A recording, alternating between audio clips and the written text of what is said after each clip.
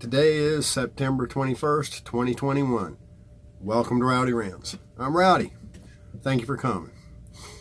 Today we're going to be talking about the Joe Biden vaccine mandate. And just to clarify, no, I'm not going to talk about the vaccine. I got no business talking about the vaccine. Okay, I'm sorry, I'm not a doctor. I'm not a health professional. If somebody's wanting to talk about the vaccine, it's not me. I'll give you some good advice about it. Okay? You need to evaluate for yourself. You seriously need to talk to a physician, a doctor, whatever, valued family members, talk to your minister. Make an informed decision. Don't let some knucklehead like me talk to you about the vaccine and how to do it, whether or not you should. And, it doesn't matter to me whether you get the vaccine or not. If you think you need to get the vaccine, you've made an informed decision, good on you. Whatever. Now, like I said, what we're going to be talking about is Joe Biden's vaccine mandate. So we're just going to go ahead and close the door on the rest. Joe Biden's vaccine mandate, what it's going to do is it's going to require a whole lot of people to get vaccinated in order to keep their job. And the way Joe Biden's going to be accomplishing this is, first, he signed executive orders requiring basically anybody under federal control, which is the executive branch's purview, to get vaccinated. That one's pretty easy to understand. Now, don't sit around and talk to some sea lawyer that's going to squawk about, well, this can't happen and that can't happen. I don't know about you, but normally when you see a sea lawyer doing stuff like that, they're usually the one that's in trouble most of the time anyway. Pay attention to what you see on the news and talk it over with somebody who's in the know. Okay? Yes, Joe Biden has the authority to do this, whether you like him or not. Joe Biden is also using a workaround through OSHA. And that's their own words, is the workaround. And, it doesn't matter. It comes out the same whether you want to call it a workaround or whether he's asked OSHA to promulgate the rule as an emergency rule. Which that doesn't happen very often, but they can do it. And the way it's going to work is any employer with 100 or more people will be required to require vaccination of their employees, or a current or weekly test, which, now this is just my opinion, but most businesses, in my opinion, are not going to want to put up with the idea of tracking costs and time involved for weekly testing. So my personal opinion is a majority of employers of any considerable size are going to say, no, we're not going to do that. This is what we'll accept. Get vaccinated. And of course they can do that too. The status of what goes on with the employees is between the employer and the employee. I hear a lot of people talking about, 26 attorney generals, 24 attorney generals, something like that, have sent a letter to Joe Biden, and it's going to be in court. They're going to stop it. They can't stop it. Okay. An emergency order through OSHA is effective as soon as it's released. Yes, you can petition against it, but it remains effective. The only way to stop it is to go through the OSHA process. And they know this. That's why they're doing it this way. Even if it's declared unconstitutional or invalid, void, however you want to consider it, doesn't matter, because in their eyes, even if it's done, you'll have already been vaccinated, so it doesn't matter. That's the end game. Once this rule goes into effect, employers are going to be required to comply, and they'll be given a limited amount of time to do so. Now, I know I've also talked to a lot of people because I do a little bit of public speaking.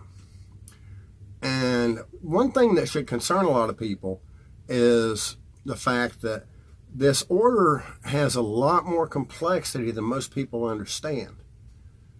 They think, well, I work at so-and-so's restaurant. We don't have 100 people. Okay, well, if so-and-so owns 3 restaurants across 3 counties or across 1 county, it's the combined total of employees. So if they exceed 100, it's going to come down to you.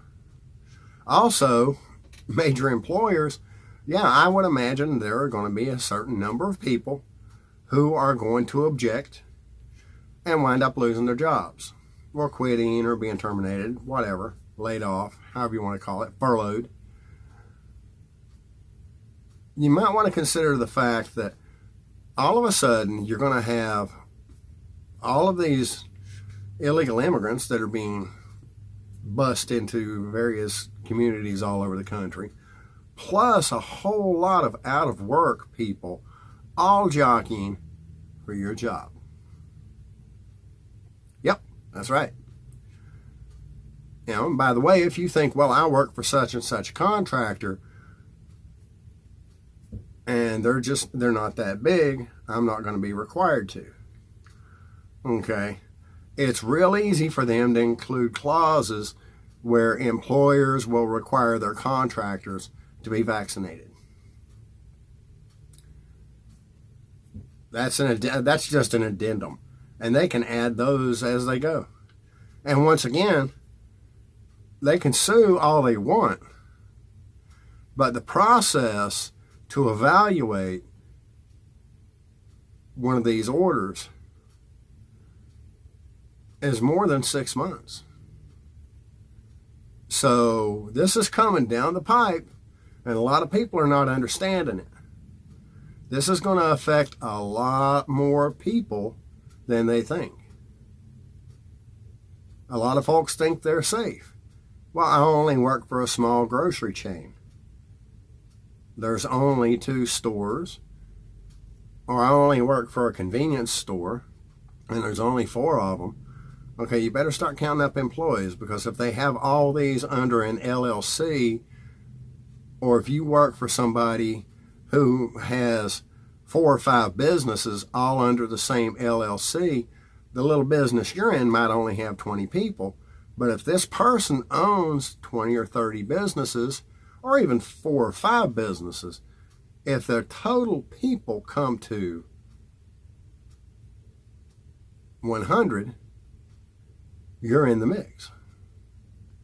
Also, it would be very easy if an employer has all of its people vaccinated for them to require that anybody who comes in to work for them or with them be vaccinated. You can bet that these grocery chains are going to require vendors be vaccinated. Big or small. Now, Coke vendors, they're over 100 already anyways, so it isn't going to matter. But when you're talking about vendors that are doing garden seeds, or vendors that are working for small little satellite groups, these satellite groups usually have a finger in several pots. And while they might not be saying anything to you right now, when this rule drops, things are going to change. Why am I telling you all this? You know, Rowdy, you're bearing bad news. Yeah, I am. Because a lot of people don't seem to understand what's going on. This is going to reach out a lot further than anybody I see thinks. And they're not explaining this. The Republicans sure as hell aren't explaining, oh, we're going to fight it. They're not bothering to say, yeah, we're going to fight it, but you'll have been vaccinated 6 months by the time we get it overturned. They're not doing that. Neither are the Democrats. Democrats ain't going to get no hints. So, there you have it. This mandate is a lot more than people think it is. So if you think you want to try and get involved in trying to change this, I would strongly suggest people get cohesive real quick. Because this is going to require action in a very short period of time. And I'm not talking about people doing anything egregious. I'm talking about protest. I'm talking about letter writing. I'm talking about lots and lots of phone calls. I'm talking about every time you see anybody from the Biden administration, making sure they hear loud and clear, this is wrong. Anytime you see a Democrat that's associated with Congress, make sure you voice your objections. Don't do nothing illegal. That's stupid. But make very sure they're uncomfortable. Don't be bad enough that they feel threatened. But definitely make sure they know they're not popular. Kind of like what you're seeing at the football games. Yeah, that kind of thing. Okay. If you don't know what to do, just watch TV of what's happening in Australia right now. And, don't be hurting nobody. But definitely voice your opinions. Okay? Now, last thing is I'm starting to see a lot of paper coming out from the Republican National Committee requesting donations. Okay. Yeah, we need the Republican National Committee in order to win the election that's coming up in 2022. But we don't need rhinos, and we don't need the leadership they've got right now. Okay? So what you need to be doing is writing a nice note on these flyers they're sending out, requesting the donations and asking you to fill out your opinion. You need to be writing across this thing in nice, bright marker. No donations from you until the leadership changes. No rhinos. And send it back. Don't write nothing ugly. They're just going to drop that in the trash can. Nobody's ever going to see it. But writing, if thousands of people are responding with no money for you until leadership changes. And, write, we want Trump, if that's what you want to write. There's nothing wrong with that. Okay? Maybe Trump would be interested in leadership within the RNC. Who knows? It's not guaranteed that he could run again, or will, or wants to. He still hasn't said. He's made some statements, but ain't nothing a sure thing yet. Anyway, that's it. That's what I got to say. My name's Rowdy. That's my rant. You have a good day.